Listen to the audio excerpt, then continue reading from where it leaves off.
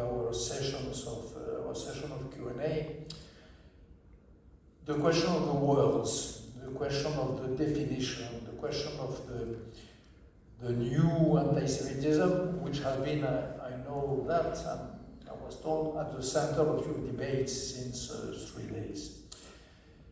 I am like you, Mr. Mayor, I'm an old man. I'm old, a little younger than you, but not much. I'm 78 years old, 77. And 50 years ago, I wrote in the preface, the foreword of one of my first books, I wrote the following: 50 years, 5 decades. I wrote that of course, anti-Semitism has changed form. It is like a virus who mutes, who changes at every generation, and so on and so on and so on. And I already concluded 50 years ago that the new disguise, the new wording, not disguise, the new wording, the new verbatim, the new narrative of anti-Semitism was linked to Israel. And I remember having written the following, which is absolutely crucial in the debates of today. The question is not to know if an anti-Zionism is or not a form of anti-Semitism, or the question is not to know if at which condition anti-Zionism is anti-Semitism. This debate we hear everywhere. You know, what is the difference between anti-Zionism and legitimate criticism of Israel? We all know that. This is easy question. The real question, I said 50 years ago, and which is still more than ever true, is that the only way for anti-Semitism to survive, to revitalize itself, to gain force, to attract people, to be again a magnet for the worst, the only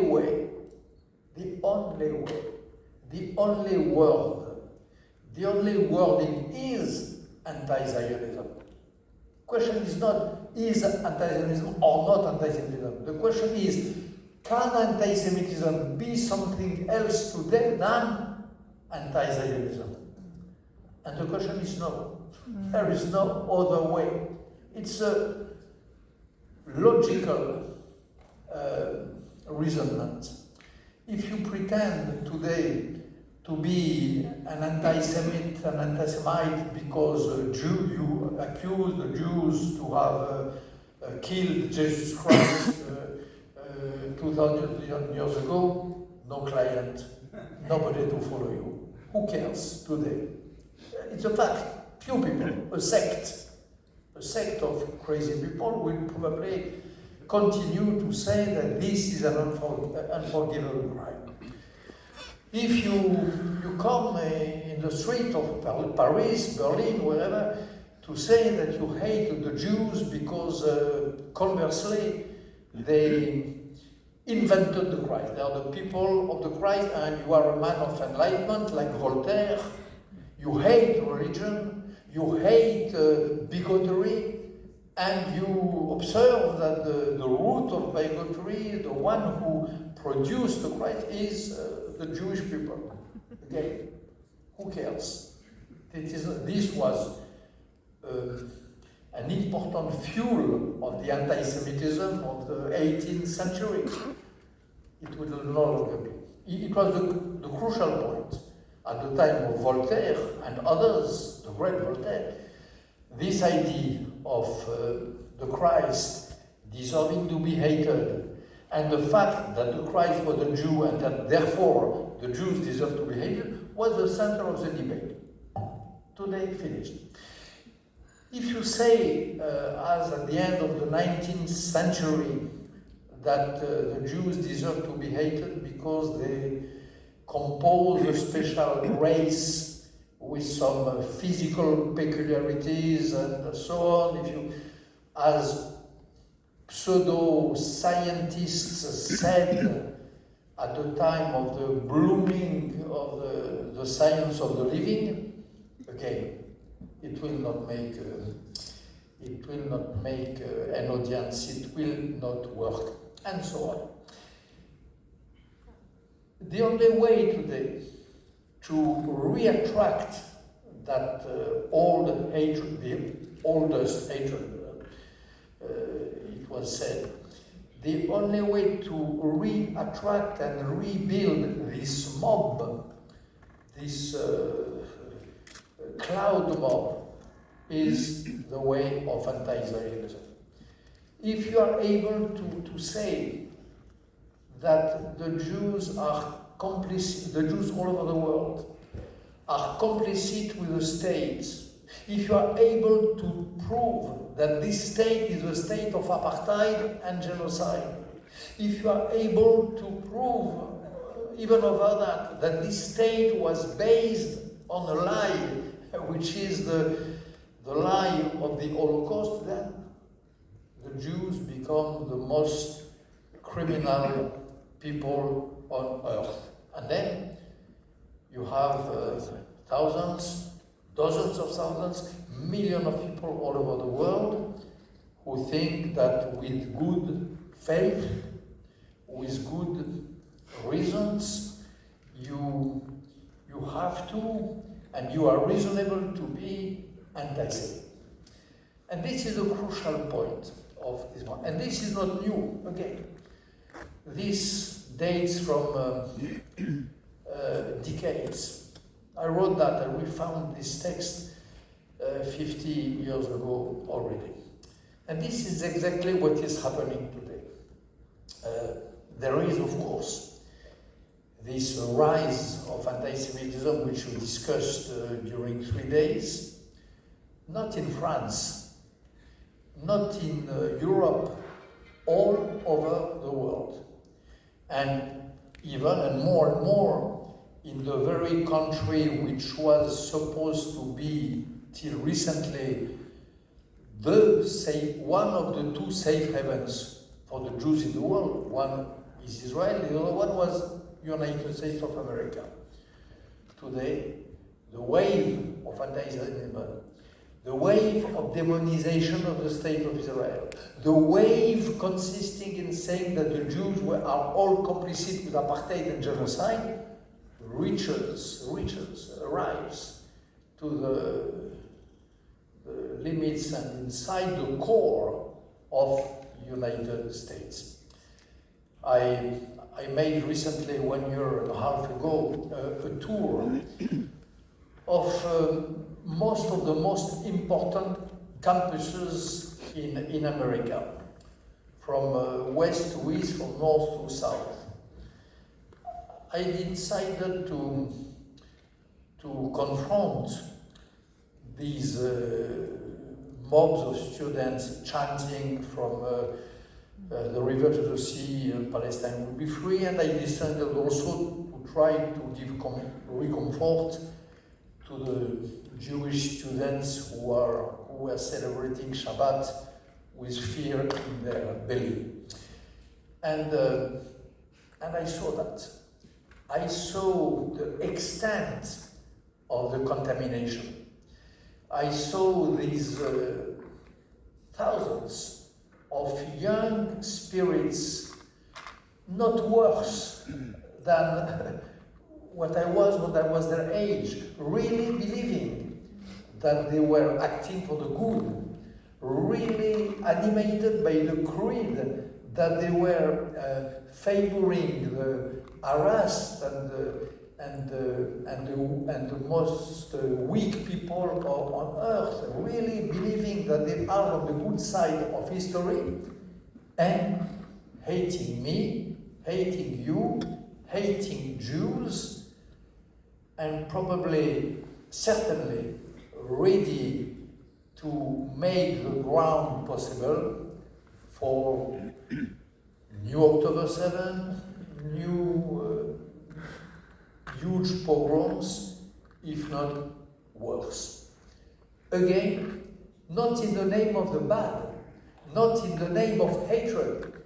All these students, whom I met in Michigan, in Ohio, in Los Angeles, on the East Coast, they did not properly say, I hate Jews. They said, I love, not I hate, I love Palestinians, victims, damned of the earth, and so on and so on. And I hate apartheid, blah, blah, blah. So I saw that, I knew that since 50 years, but I felt it physically. This very special sort of hatred, which is based on, grounded in, rooted inside, a sort of alleged love. And this was really freezing.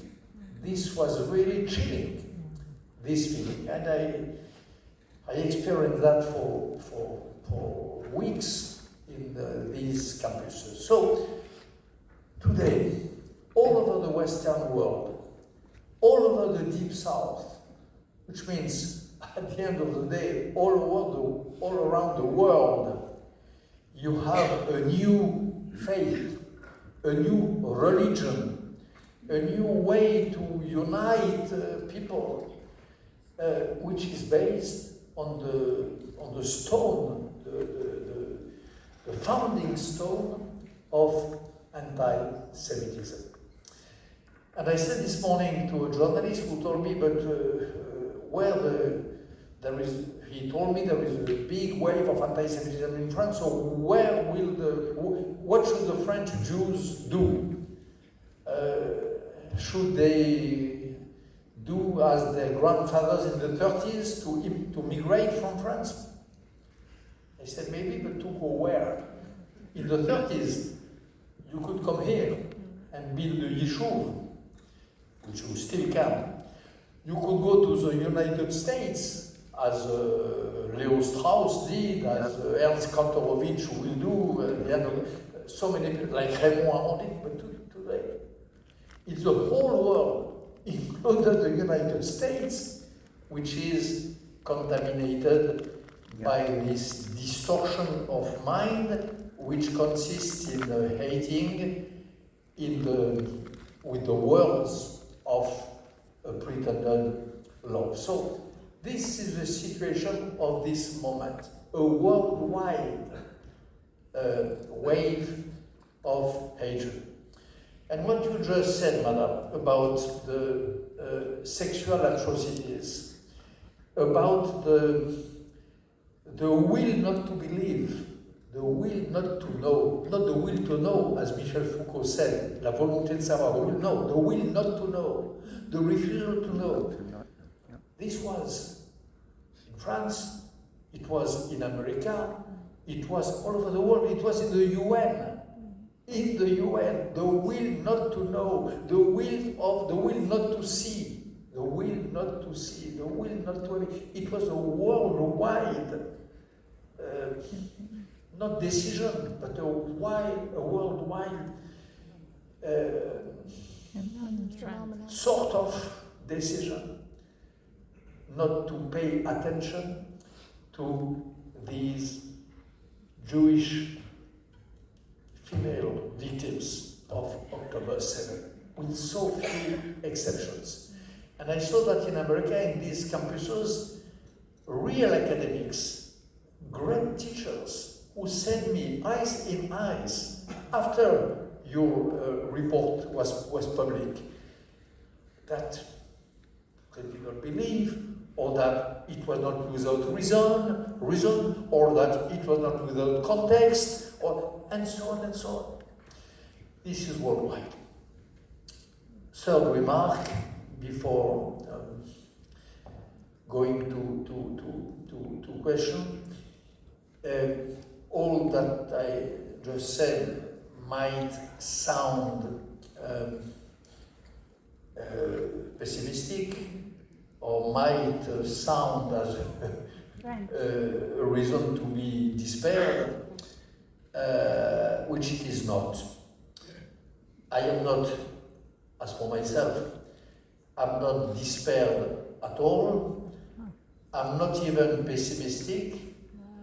I believe that we, the Jews, we, the friends of the state of the nation of Israel and of the state of Israel and Israel itself, even the non-Jews who are our friends, we are engaged in a huge ideological and political battle at the scale of the world, not the area, not Europe, the world. Face to face, to the last blood with those who share the narrative which I just summarized before. And when you have a battle, when you have a civilization war, not the civilization war as some American scholars say, not in the sense of Huntington, of course not one religion against the other one.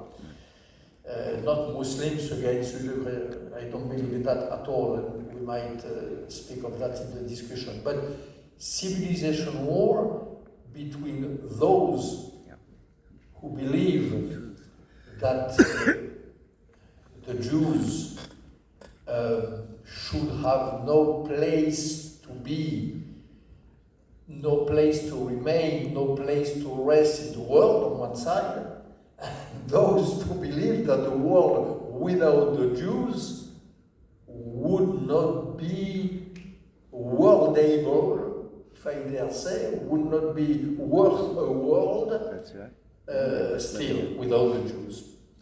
This is the question. A world with Jews or the world without Jews? A world without Jews, there are some people in the world who think that the world without Jews will be a non-world, would be the end of the world, would be something like the end of the world as we know it, on one side. On the other side, you have more and more people who believe that a world without Jews is wishable. That one should wish a world where Jews as Jews don't exist any longer. A world with Jews, okay, but at the condition that they don't pretend to be Jews any longer, at the condition that there is nothing to remind the world that they have been Jews, under the condition that they themselves forget what having been a Jew or being a Jew means. This is the other part of the battle. Those who believe that a world without Jews will not be a world, those who believe on the other side that one should wish a world where Jews as Jews have no place any longer. This battle, as any political battle, as many ideological battles, my generation had to wage one or two other battles in our history. The previous generation had to wage also some ideological battles. You never know if you lose or if you win. And of course, if you never know, it means that you can win. The generation of my father, of our fathers, Mr. Mayer, they had to face and to wage probably the most terrible battle against the last form, the wildest form of Amalek, which was Hitlerism, and they won at the end of the day at a terrible cost for the Jews and for humanity, of course, but they won. The Jewish people, who is a little more older than even us, Mr. Bayer, had to wage some much more difficult battle than the one that, and the Jewish people survived, flourished, bloomed, and is today the talented people which you described in your introduction address. So I personally think, and I deeply believe, that the war is on. The troops, the spiritual troops and political troops are on the ground, and that the outcome is absolutely impossible to decide. And I think that if the Jews and their friends are A, strong enough, B, wise enough, if they are Achilles and Ulysses at the same time, strong and wise, if they combine the two sorts of virtues which the Jewish people embodied so many times in his history, I think that we will not only survive, which is not an achievement, we will win. And I really believe that it is possible, and I could elaborate that in with precise example. I think that Israel, if it keeps strong and is more wise, can win. I really believe that in France, anti-Semites who are not wise at all, who are moronic, the most stupid people in my country, and who are not so strong because they don't have institutions with them and so on, will lose. And I think the same in America. I really believe that even if you have the great city of New York was fallen under the spell of a young anti-Semite of the most miserable sort, and even if you have a strong MAGA basis which revives the cliches, the old topics of the worst of the anti-Semitism of the 30s, which is the cliche of the Jews warmongers, the Jews responsible. This is a very strong combination, but it can be defeated. And I really believe, knowing a little America, that the real America can defeat these two recent phenomena. So the battle is going on. It can be won, and I really believe that we will win it with, again, real force, which is not the force of only of the fist and of the armies, but the force of the mind, and with intelligence and wisdom. These were my